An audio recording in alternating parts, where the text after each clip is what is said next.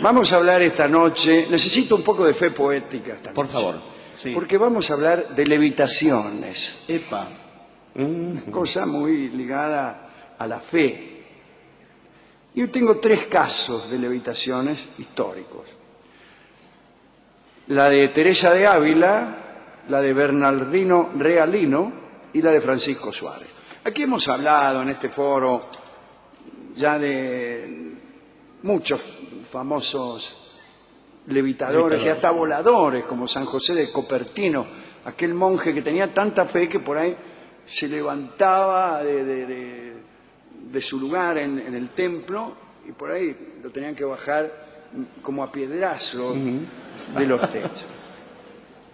Hablemos primero de Santa Teresa, que dentro de su misticismo poseía también un espíritu sumamente positivo.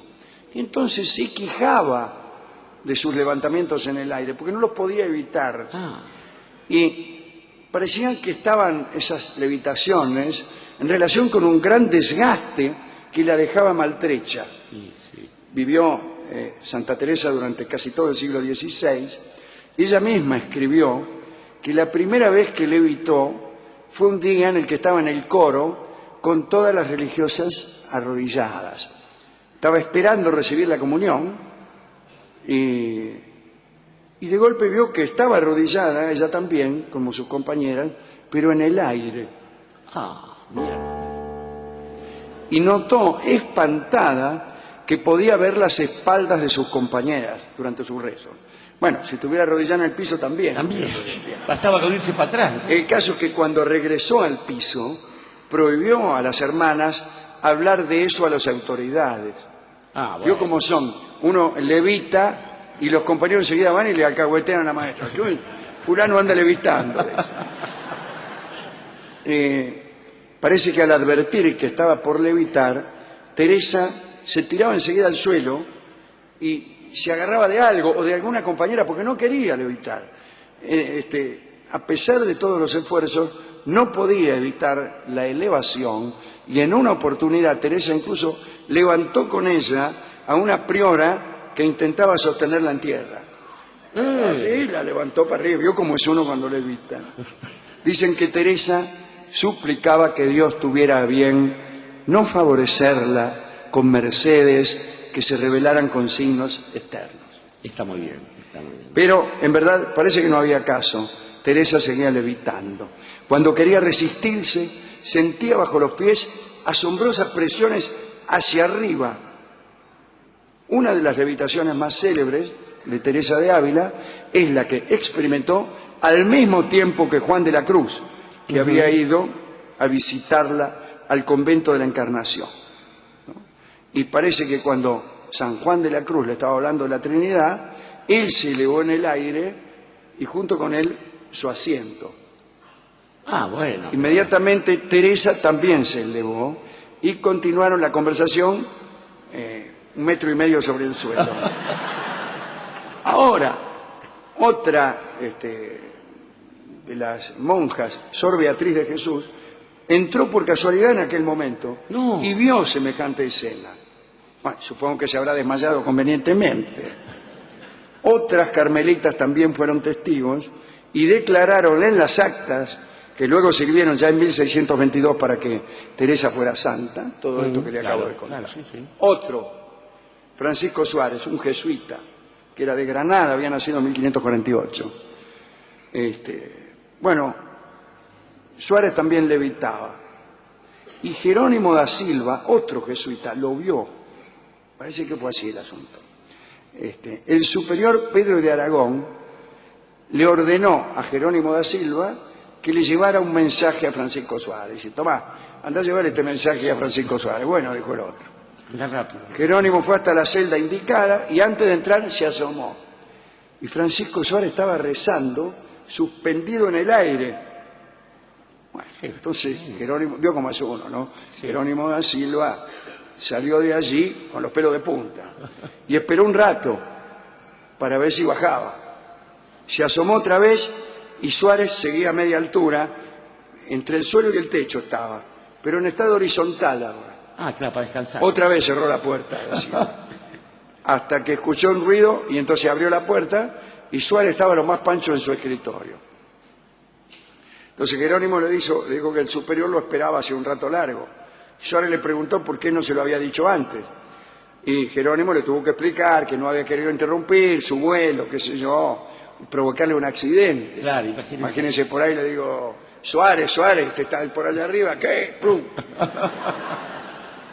Le tocan el timbre, le abren de golpe y se dan un porrazo.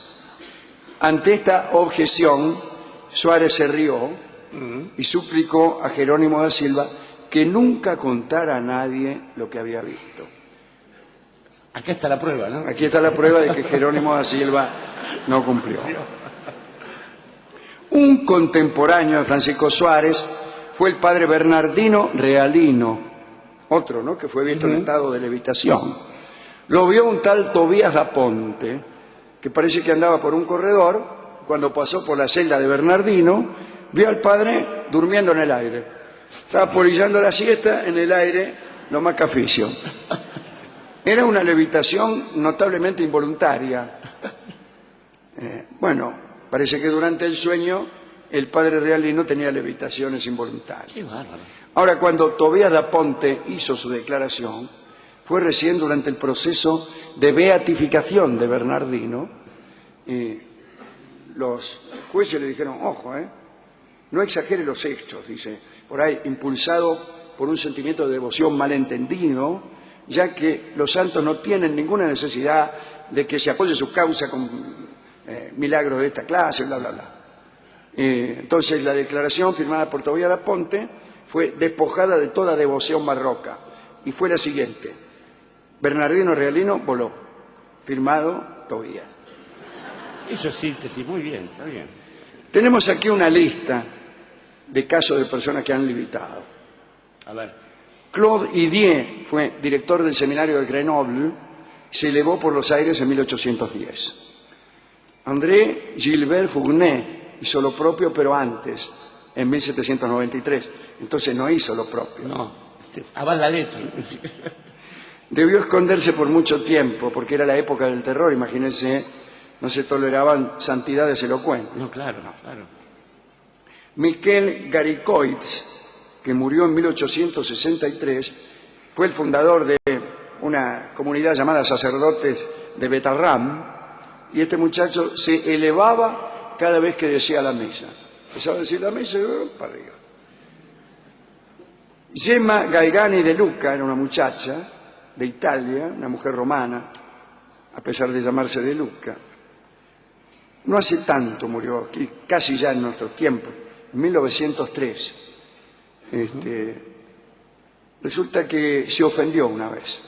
Ella levitaba. Y un día, parece que ella cuando se hallaba en éxtasis, se elevaba a mucha altura, incluso a una altura suficiente como para abrazar, ponerle un crucifijo o un objeto cualquiera que en otras circunstancias no hubiera podido alcanzar. Claro, claro. Y el padre Constanzo Salvi le rogó que lo ayudara con sus facultades de levitación para limpiar los vitrales de la congregación. Qué gente. Y Gemma Galgani, desconsolada, abandonó aquel lugar y dice que también abandonó el ejercicio que la destacaba. Dejó de levitar. Esto me parece un gesto digno, ¿eh? Sí, claro que sí. Porque uno se rompe el espíritu para levitar y después usan esa facultad santa para limpiar los vidrios. No, señor. Así que yo creo que esta charla está dedicada a aquellos que levitando limpian vidrios ajenos. Está muy bien. Yo, usted sabe que he andado siempre en una actitud más bien reptil, ¿no? Pero conozco a muchos que teniendo la facultad de levitar han sido utilizados por sus amigos, sus familiares, sus novios, sus novias, para limpiar distintas clases de vidrios, para recobrar pelotas perdidas, podar árboles, etcétera, ¿no?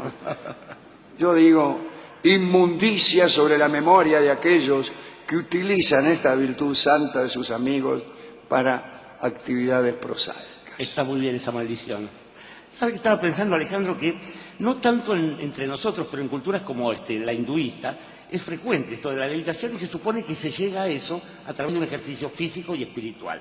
Entre nosotros, lo que ha generado esto es siempre lo que pasa cuando uno se entera que un cuerpo más pesado que el aire vuela, por ejemplo en los aviones, desconfianza y resignación, porque otra no le queda. Pero la modernidad nos ha acostumbrado a que los milagros se transformen en fenómenos de circo. Y esto está malo, porque si uno es desconfiado ante el milagro, ante el fenómeno de circo, solamente se puede decepcionar.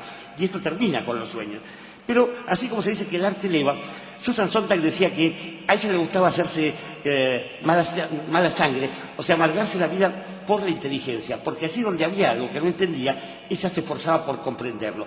Y creo que está bien esto, porque la levitación, que fue un privilegio de algunos pocos, gracias a esas personas que tienen una ética de la inteligencia, que se amargan la vida pensando, logró transformarse lo que era un privilegio en un derecho de todos aquellos que se puedan subir, por ejemplo, a una aeronave. Pero también ocurre que en algunos tiempos confunden el esfuerzo colectivo con un milagro y quieren volver esos privilegios. Y en ese sentido tenemos casi lo mismo que pasa en la naturaleza. ¿Cómo hace uno para distinguir las personas? Bueno, cuando alguien a través del esfuerzo, del espíritu o de la ciencia se eleva, está viendo a un santo, a un hombre de bien, a un hombre de trabajo. Sin embargo, cuando ve a un tipo que utiliza apenas esto para limpiar los vidrios o los privilegios para subirse a un avión, lo que está viendo es un pobre pajarón o si no, un ave de paso.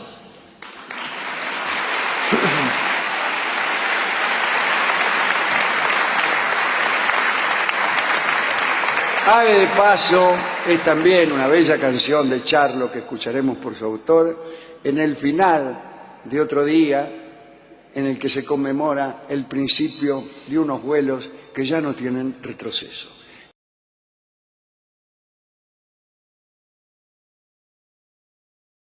Hablaremos de los capuchinos de Trinidad. De Trinidad, la isla esa que hay al norte de Venezuela,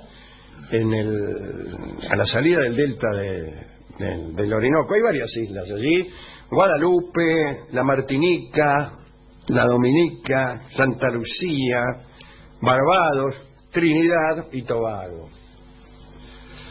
Vamos a contar algo que sucedió en la isla de Trinidad, que después de muchas disputas estaba bajo dominio español. Esto fue a fines del siglo XVII. Era una isla que no le interesaba a nadie entonces. Habían pasado por allí varias expediciones buscando el dorado. Hablamos el otro día de Raleigh, de otro que se quedó allí esperando. Ay, ¿cómo se llamaba este tipo? Bueno, esperando noticias de España que no llegaban. Ah, sí, recuerdo. Recuerda que ahí en la isla Trinidad. Muy bien, los soldados españoles que ocupaban el lugar vivían como náufragos, únicamente preocupados por la supervivencia y bastante mezclados con los indios arahuacas, que eran más bien pacíficos. La corona no enviaba ayuda y llegó un momento en que ningún hombre quería ser gobernador de aquella isla. El Consejo de Indias había presentado el nombre de dos personas. Se propuso primero a don Lorenzo de Cienfuegos, pero cuando le avisaron, Lorenzo presentó sus excusas al rey, le dijo: mire, qué sé yo. Otro fue Francisco de Santillán, que también se negó a gobernar un lugar tan inhóspito, lugar que era visitado muy frecuentemente por bucaneros y también por los indios caribes, que eran terribles particularmente por sus costumbres culinarias, ya que eran antropófagos. Nunca hasta entonces se había despreciado un cargo de tal naturaleza. Aparecieron algunos que sí se interesaron por poner el pie en la isla, y eran unos monjes capuchinos, que propusieron al rey evangelizar a los arahuacas e instaurar allí una especie de teocracia. Y bueno, a falta de funcionarios reales, Trinidad bien podía ser una extensión de la iglesia. Al cabo de un año llegaron hasta allí los capuchinos, previo decreto real que los autorizó a establecer una misión allí. Llegaron. Pronto escribieron al rey sobre los felices comienzos, la gran cosecha que podía esperarse, la multitud de almas que debían ser salvadas, pero esta sensación optimista duró poco. Los misioneros no conseguían muchos resultados, no evangelizaban a nadie. Cuenta la crónica que los arahuacas no se dejaban evangelizar así nomás. Parece que se morían de risa ante los procedimientos de los monjes y después repetían los ritos, casi como un paso de comedia, y hacían burla. Los misioneros pensaron que habían llegado muy precipitadamente y que no llevaban lo necesario para evangelizar, y por eso fallaban. Entonces pidieron que les enviaran campanas, desde luego para llamar a la oración, incensarios, candelabros, vasos para los óleos, velas, no sé, cosas para hacer algunos movimientos fastuosos y ornamentales, pero no les llegó nada. Entonces empezaron a trabajar en la construcción de misiones rurales y a levantar iglesias. Y esta arquitectura se realizaba con el trabajo de los propios arahuacas, que después, según pensaban ellos, deberían marchar a esas mismas iglesias a venerar sus propias construcciones. Pero los indios no aguantaron mucho esa situación y se produjo una revuelta. Y fue la última rebelión india de Trinidad. Con ese estallido, Trinidad tuvo sus primeros mártires cristianos y también su primer milagro. Veamos.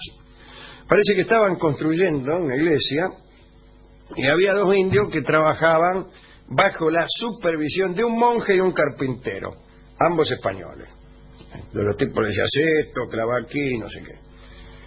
Parece que los indios no entendían algunas de las explicaciones y al monje le dio la impresión de que lo hacían a propósito, de que se hacían los altarios para no trabajar tanto.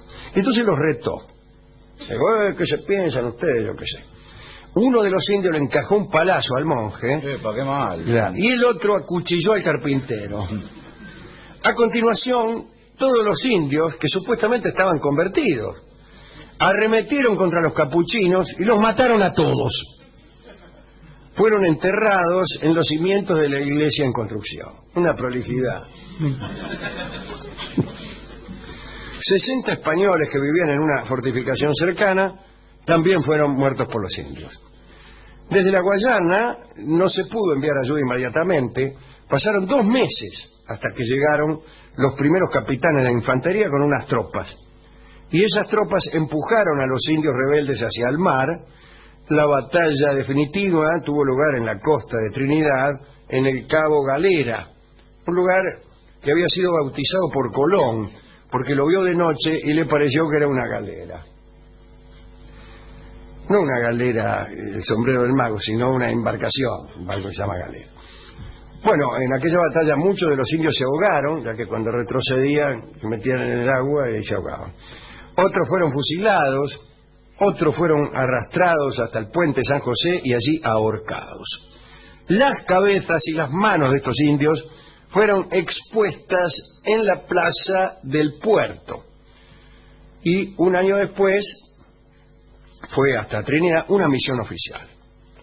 Bueno, investigaron un cacho ahí. Al desenterrar los cadáveres de los monjes de la iglesia, descubrieron que estaban intactos y que salía sangre de sus heridas.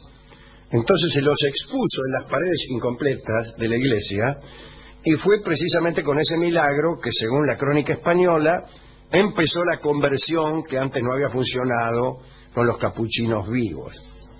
Parece que los indios veían cómo aquellos hombres muertos hacía tanto tiempo se conservaban en perfecto estado y entonces inmediatamente se convirtieron. Algunos escépticos explican esa conversión por otra cosa, por ejemplo, la presencia de un temible ejército. Sí, amenazante. Así que, sea por lo que fuere, se convirtieron los arahuacas.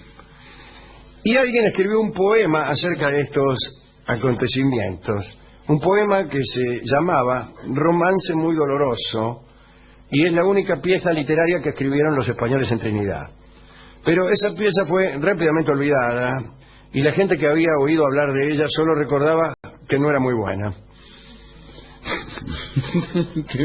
Bueno, después de la muerte de los indios rebeldes, los colonos españoles presionaron al rey para servirse de los indios como mano de obra, de modo tal que en el siglo XIX los indios prácticamente desaparecieron.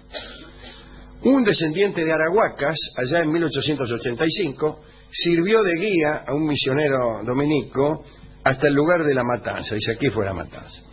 Según dijo este hombre, era una tradición de los indios convertidos que los jueves y viernes santos se oyeran cánticos en medio del... No era una tradición, era una creencia, que el jueves santo y el viernes santo se oían cánticos en medio del monte y voces de españoles rezando. Es decir, ellos creían que se oían, no es que los oían. ¿Se entiende? Sí, sí. No es lo mismo creer que se oyen que oírlos. Y eso es todo lo que tengo que decir al respecto. ¿A quién dedicar esta charla? A los indios. Y también, ¿saben? A todos los que estamos esperando un milagro, pero un milagro de verdad, para ver si nos convertimos. Pues yo me convertiría con muchísimo gusto. Sí. Pero a mí tráigame un milagro poleta. Bueno, pero un milagro poleta. Por ejemplo, es la cuestión entra de nuestro productor ahí, en vez de bajar la escalera, volando. Entonces, chau, me convertí. Sí, me convertí, todos a la religión. Primero me convierto y después le pregunto ¿a cuál? ¿A cuál religión me tengo que convertir? Es decir, en nombre de qué divinidad ha volado este tipo. Es que uno quiere creer, ¿no? En escuchar las voces de los españoles cantando y... Sí, qué sé yo. Y por ahí uno se esfuerza. ¿Hay que hacer esfuerzos para creer? Sí.